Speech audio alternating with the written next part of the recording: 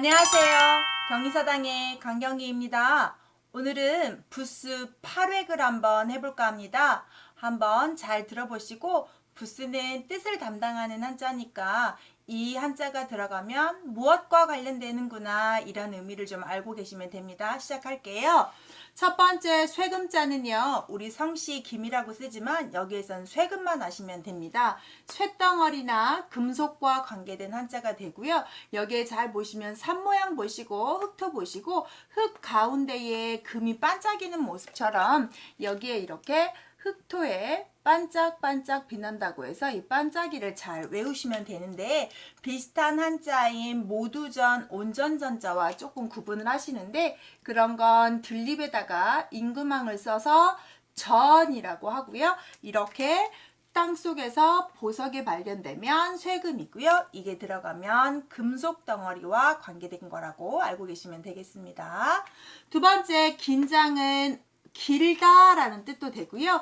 어른이라는 뜻이 있어요. 길게 오랫동안 산 사람을 어른이라고 하니까요. 그런데 이렇게 길게 오래 산 사람은 머리카락을 태어날 때부터 어머니 부모님이 주신 거기 때문에 자르지 않아요. 그래서 머리카락이 긴 모습 사람을 그려서 이 위에 머리카락을 길게 늘어뜨리고 아랫부분에다가 지팡이를 짚고 있는 모습을 해서 길다 긴 머리카락을 그린 거고요. 이게 옆으로 오면 이렇게 변형이 된다는 거 알고 계시면 좋겠습니다. 긴장이 들어가면 길다와 어른하고 관계된 한자를 쓰고 있고 혼자서도 쓸 수 있는 제부수예요.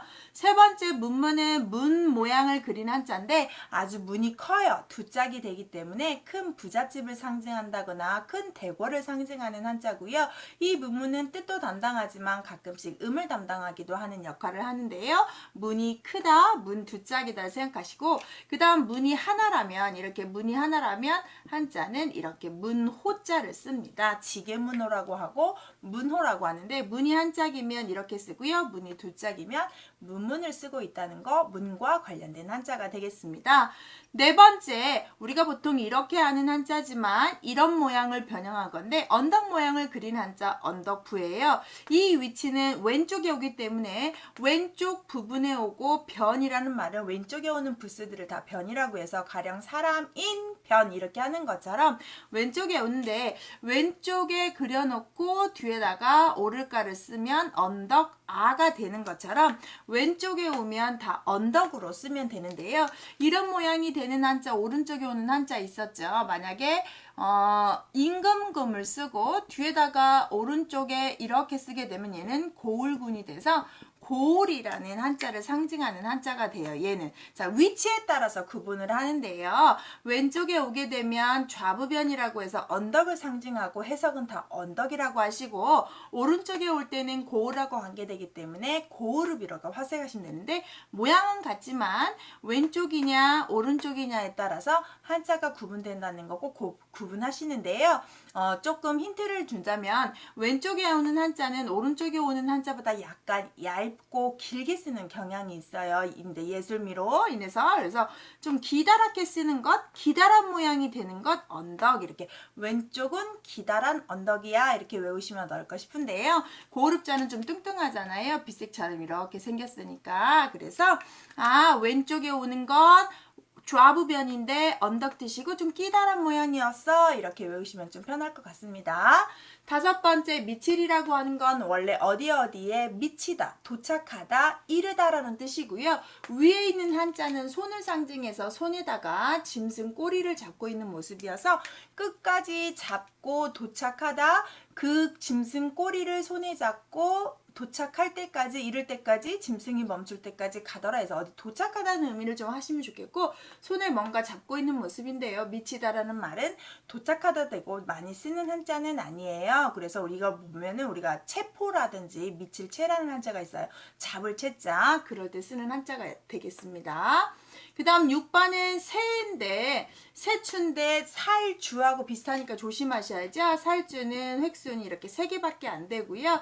이 새추자는 꽁지가 짧은 새를 뜻하고요. 꽁지가 긴 새는 새조를 씁니다. 그래서 새추는 보통 새가 하는 행위를 할 때 쓰는 한자고요. 새조는 새의 명칭을 쓸 때 쓰는 한자예요. 그래서 새조가 들어가면 갈매기, 앵무새, 비둘기 뭐 이런 식으로 쓰는 한자지만 새추가 들어가면 새가 대답하다, 새를 잡을 때 그물을 쓰다, 뭐 새가 벌레를 먹다 뭐 이런 식으로 새를 밀다 많은 한자들이 새추가 들어가면 새가 무엇을 하다라고 해석을 하시면 됩니다. 그래서 정리를 하시면 새추와 새조는 새다. 새조는 새의 명칭을 쓰고 새추는 새가 하는 행위들을 쓰더라. 이렇게 하시면 되겠습니다. 7번째 비유자를 보시면 비가 뚝뚝뚝뚝 떨어지는 모습을 뜻하고요. 비유가 들어가면 하늘에서 일어나는 모든 기상현상을 나타내는 한자다. 그래서 기상현상과 관계된다. 이렇게 하시면 되겠습니다.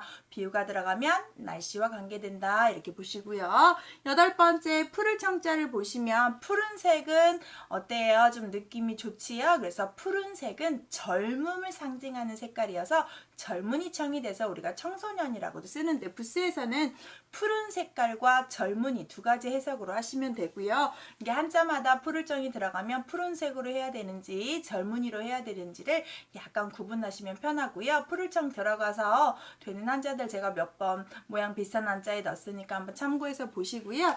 푸를청자는 저 같은 경우는 이제 뭐 아랫부분에다가 붉을단에서 온 한자다. 그래서 붉은 씨앗을 뿌렸더니 점점점 시간이 지나면서 초목이 생겨났다. 근데 생겨났더니 색깔이 푸른색이더라. 이렇게 해석하는 게 정설인데 가끔씩 저는 화분을 그려서 이렇게 화분에다가 새싹이 나는 예쁜 다육이 식물이 났는데 색깔이 아주 푸른색으로 이쁘더라 해서 이렇게 보셔도 되는데요. 보통은 붉은 씨앗이 자라나면서 푸른색이 된다라고 해석하는 경향이 있습니다. 마지막 파락의 9번 9번째인데요. 안일비자는 새 날개가 이렇게 펼쳐져 있는 것을 그린 한자인데요. 이 날개가 서로 방향을 다르게 하고 있다고 해서 서로 엇갈리다, 다르다라는 말에서 다를 비를 여기서는 아닐비로 했고요. 아니다라는 해석을 주지만 얘가 한자로 다시 결합을 할 때는 얘가 발음을 비나 배발음을 하는 경향이 있어요. 뜻도 되지만 발음도 도와주는 한자고요. 아닐비는 이렇게 새 날개 모양에서 왔고 아니다인데 발음 역할도 하는 경우가 있더라. 이렇게 정리하시면 되겠습니다. 자, 파렉부스 정리했고요.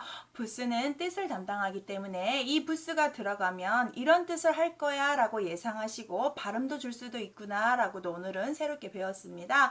다음 시간에는 구획을 하겠습니다. 이런 영상 계속 보고 싶다면 구독, 알림 설정, 좋아요 눌러주시면 제가 큰 힘이 됩니다. 감사합니다.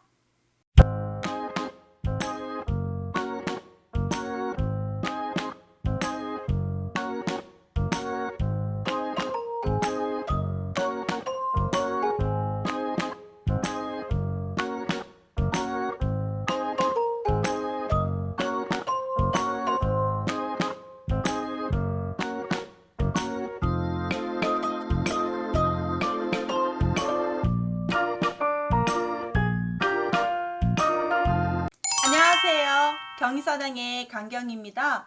오늘은 부스 구획을 한번 해볼까 합니다. 자, 부스 구획인데요. 구획 정도 되면 이제 거의 부스가 마무리되어 가고 있습니다. 한자의 부스는 뜻을 담당하고 총 214자 정도 됩니다. 지금 계속 제가 부스 영상을 올리는 건 틈틈이 보셔서 기본이 되는 한자이기 때문에 꼭 암기하시고 다른 한자들을 해석하신다면 한자가 쉽게 암기가 되는 비법 중에 하나입니다. 자, 구획 시작하겠습니다. 첫 번째 남면이라고 해서 이 남면은 얼굴을 그린 한자인데요. 여기에 보시면 이마고요. 근데 이렇게 이마에서 얼굴에서 이건 볼을 상징하고 코를 중심을 잡아서 이렇게 그렸던 한자라고 합니다. 그래서 코를 상징하는 한자 여기에 스스로 자자 이렇게 들어가 있잖아요. 그래서 스스로 자자에다가 볼 얼굴을 그려서 얼굴면이라고 부르고 남면이라고 하고 있습니다. 이게 들어가면 무엇과 관계되겠습니까? 그렇죠. 얼굴하고 관계된 한자들이고요.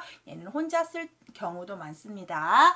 두 번째, 가죽 혁자가 있는데요. 자, 가죽 종류가 많아요. 우리가 앞에서 낮은 획순에서 가죽 피라는 한자를 배웠는데 이렇게 생긴 가죽 피자는 생가죽을 상징하고요. 가죽 혁자가 들어가면 이 생가죽을 약간 조금 더 품질을 좋게 만든 가죽을 상징하는 한자가 되겠어요. 그래서 이게 들어가는 한자들인데 가죽을 예쁘게 만들었기 때문에 모양이 이렇게 변했고요. 이 가죽 혁자가 들어가는 한자 우리가 벨트라고 하는 혁대라든지 뭔가 이렇게 띠를 상징하는 한자가 되겠습니다. 그리고 천옷을 입다가 정말 질긴 동물의 짐승 가죽을 사용해서 옷을 입고 활용을 하니까 얼마나 좋아졌겠어요. 그래서 우리가 새롭게 고쳐졌다는 말로 고치다라는 뜻 때문에 혁명적이다 할 때 쓰는 혁자도 되겠습니다. 그래서 가죽 혁자는 혁명할 때도 쓸 수 있는 새롭다 혁자가 있다는 거 한번 알아두시면 좋겠고요.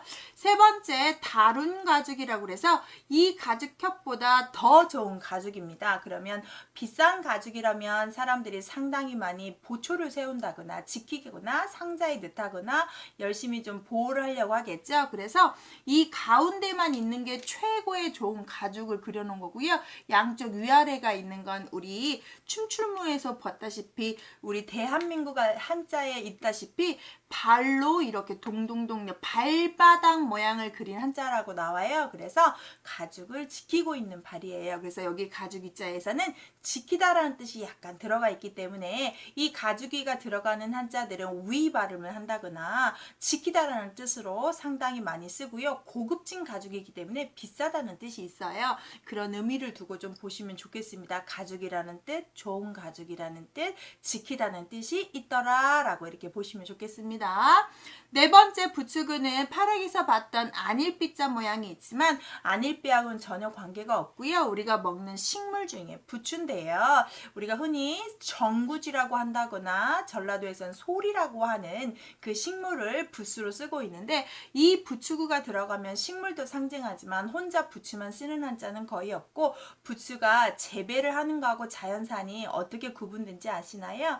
네, 재배를 하는 부추잎은 상당히 넓고요. 자연적으로 시골 텃밭에서 우리 조선 부추는 상당히 얇아요. 실처럼. 그래서 실처럼 얇다라는 말을 뜻을 도와줄 때 쓰는 한자가 부추구자가 되겠습니다. 이 부추구자가 들어간 한자들은 섬자라는 한자가 있어요. 가늘 섬에도 들어가고 추첨할 때 쓰는 제비 첨자에도 들어가는데 상당히 높은 급수긴 하지만 이 부추구가 들어가면 얇다, 가늘다, 뜻을 도와준다. 여기까지는 이해하셨으면 좋겠습니다. 다섯 번째, 소리음자를 보시면 지금 제가 여러분한테 수업하는 것처럼 소리를 내잖아요. 소리를 낼 때는 입을 사용하기 때문에 아래에다가 입 모양에다가 혀 모양을 집어넣어서 아래는 나릴보다는 말할 말로 보시면 좋겠고요. 위에는 설립이니까 사람이 앉아서 하는 말과 서서 하는 말의 소리가 차이가 난다고 합니다. 그래서 노래할 때 앉아서 하는 것보다는 서서 했을 때 성량이 훨씬 더 잘 나온다고 하던데요. 설립, 사람이 서서 입으로 소리를 지른다고 해서 우리 소리하고 관계된 한자를 쓸 때 쓰는 한자가 되겠습니다. 그럼 소리음이 들어가면 뭐와 관계되겠어요? 소리하고 관계되겠지요. 여섯 번째, 머리열을 보시면 머리라는 뜻을 갖고 있기 때문에 우리 머리하고 관계되는데 이 머리가 위에서 이렇게 목까지를 그린 것을 머리열이라고 한다면 조만간에 좀 이따 배울 여기에 머리 숫자는 목을 뺀 머리 위쪽만 간주하는 한자예요. 결국에는 얼굴 중심, 지금 남면같이 생겼잖아요. 얼굴면 지금 배웠던 이 면자랑 모양이 비슷하다고 보시고 얼굴하고 이 목까지를 써서 머리혈인데 어느 자에 쓰냐면 머리 두 자에도 들어가는 것처럼 우리 머리하고 관계되는 한자에 쓰는구나. 이게 들어가면 머리구나. 윗사람이구나. 이렇게 보시면 좋겠고요. 일곱 번째, 바람풍자는 바람은 우리가 그림으로 그릴 수가 없는데 바람이 지나갔다는 뜻은 사물이 움직이거나 펄럭일 때 쓰잖아요. 그래서 아래다가 벌레를 쓰시고 이렇게 바람이 지나가는 모습을 그렸다고 합니다. 그래서 바람 풍자가 들어갈 때는 다 바람하고 관계돼서 태풍이라든지 뭐 우리가 솔솔솔은 다 바람이라고 상징하는 한자에 다 쓸 수 있고요. 이 풍자가 들어가서 선풍기에도 쓸 수 있잖아요. 그래서 바람이 지나가는 모습을 썼는데 벌레 위에 낙엽이 쑥 지나가면서 바람이 쑥 지나가면서 이렇게 좀 바람 모양을 외우시면 좋겠고요. 꼭 뒤쪽으로 이렇게 빼셔야 됩니다. 8번째 날비를 보시면 새 날개 모양을 그린 한자예요. 그래서 새를 측면으로 봤을 때 이게 두 개가 날개가 되고 이걸 이제 중심을 잡는 새의 몸통이 되겠는데 새 날개처럼 날아다니는 우리의 교통수단 비행기 할 때 쓰고요. 날아다닌다 라고 할 때 쓸 수 있는 한자가 되겠습니다. 필순이 상당히 특이한데 구획이 나오려면 하나, 둘, 셋 중심을 잡아야 돼요. 셋, 넷, 그 다음 사람인을 쓰시고 답습니다. 잘 보시면 보세요. 하나, 둘, 셋, 넷, 다섯, 여섯, 일곱, 여덟, 아홉입니다. 그래서 날비자는 이렇게 구획으로 쓰시는 게 맞고요. 뭐 아무렇게나 쓰는 한자 아니니까 좀 필순을 잘 지켜서 쓰시면 좋겠고요.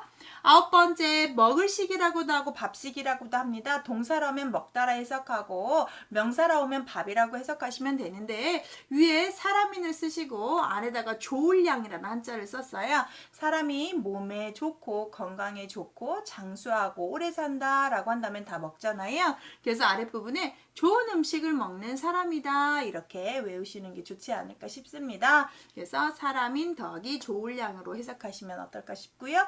밥도 되고 먹다도 됩니다. 이 먹을 식자가 왼쪽으로 오면 모양이 아래쪽이 이렇게 변하는 모양은 아시죠? 또는 이렇게 돼서 이렇게 쓰기도 한다는 것도 참고하시면 좋겠습니다. 원래 이렇게 흰색 칠판에 쓴 것처럼 쓰지만 왼쪽으로 오면 이렇게 변형하는 것들도 다 먹을 식자로 보고 해석을 한다. 이게 들어가면 다 먹다다 이렇게 하시면 좋겠고요. 10번째 아까 머리열에 말씀드린 것처럼 얘는 위쪽을 강조해서 혼자 쓸 수 있는 한자인데요. 우리가 흔히 1등으로 합격한 사람을 수석 입학이다, 수석 졸업이다 이렇게 얘기할 때 쓰는 숫자가 되겠고요. 우리나라의 지도자들 우리가 대표인 사람을 대통령을 다른 말로 원수, 으뜸원자의 머리수 하는 것처럼 머리열자는 혼자 쓰지 않아요. 다른 자와 꼭 결합해서 머리라는 뜻을 도와주지만 머리 숫자는 자기 혼자 쓸 수 있는 한자가 되겠고요. 얘는 또 다른 자와 결합도 충분히 가능합니다. 가령 여기다가 책받침을 집어넣으면 길 도자가 되잖아요. 그래서 머리수는 혼자 쓰기도 하지만 다른 자와 뜻을 결합하기도 하고 머리라는 뜻을 우두머리라는 뜻을 갖고 있다. 이렇게 정리하시면 되겠습니다. 11번째 향기 항자를 보시면 향기 중에서 제일 좋은 향기는 곡식의 향기였다고 합니다. 그래서 위에다가 벼화를 집어넣어서 곡식의 향기, 좋은 향기 할 때 쓰고요. 나쁜 향기 할 때는 냄새 추자를 씁니다. 스스로 자자 밑에다가 개견을 붙인 거 아시지요? 그래서 스스로자에 개견 붙이면 냄새 취가 되고 이렇게 쓰면 향기향인데 곡식의 향기라고 보시면 좋겠습니다. 자, 이렇게 9획으로 된 한자들을 배웠고요. 이제 몇 개 안 남았어요. 부수는 214자 중에 거의 이제 막판에 오게 됐고요. 9획을 넘어서 10획으로 넘어가게 되면 이제 부수에 대해서 더 여러분이 뭐 들을 것은 없이 열심히 잘 외우시면 되겠습니다. 이런 영상 계속 보고 싶다면 좋아요, 구독 부탁드립니다. 감사합니다.